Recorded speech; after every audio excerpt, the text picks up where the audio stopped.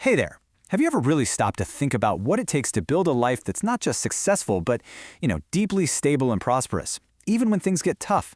Today, we're going to explore this really powerful metaphor for that, cultivating a life with strong, healthy roots, just like a sturdy tree. Now, this beautiful image, inspired by Psalm 1, isn't just some nice poetry. It's a vision we can actually aim for in our own lives, a state of constant vitality, of strength and purpose, where we're not just surviving, but we're truly flourishing. I mean, that's what we're all after, isn't it? So, that brings us to the big question. It's a wonderful idea, for sure, but how do we make it real? Well, this breakdown offers a simple, practical guide to turn that poetic vision into something we can actually live. So let's get into how we can cultivate those deep, life-giving roots. Before you can plant anything, you have to prepare the soil. It just makes sense, right? You can't grow a healthy plant in ground that's full of weeds.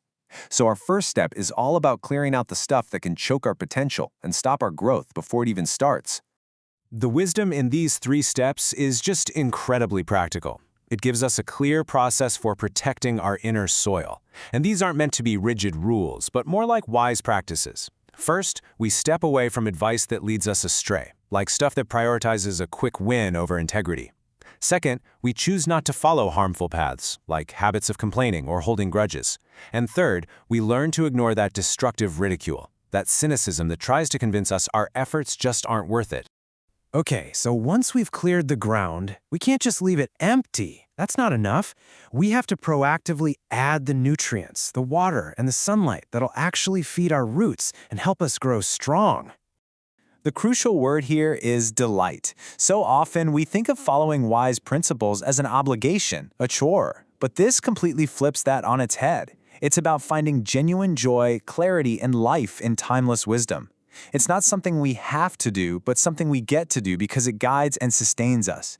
And this just brilliantly illustrates how to make this a constant practice. The idea of meditating day and night might sound a little overwhelming, but look how simple it can be. During the day, it's about pausing to find direction for the decisions we're facing. And at night, it's reflecting on that same wisdom to find peace and quiet our minds before sleep. It's this beautiful rhythm of guidance and peace.